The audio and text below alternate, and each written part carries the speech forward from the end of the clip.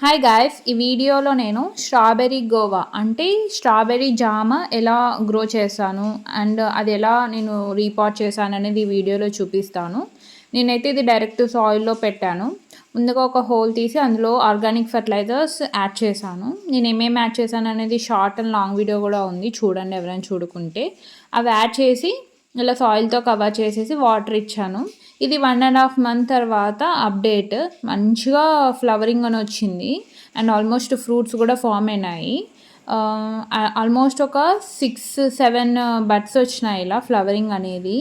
అస్సలు ఫ్లవర్ అనేది ఎంత బ్యూటిఫుల్గా ఉందంటే అంత బ్యూటిఫుల్గా ఉంది. చాలా అంటే చాలా బాగుంది. నేనైతే ఇది ఫస్ట్ టైం చూడడం, టేస్ట్ అయితే చూడలేదు ఇంతవరకు.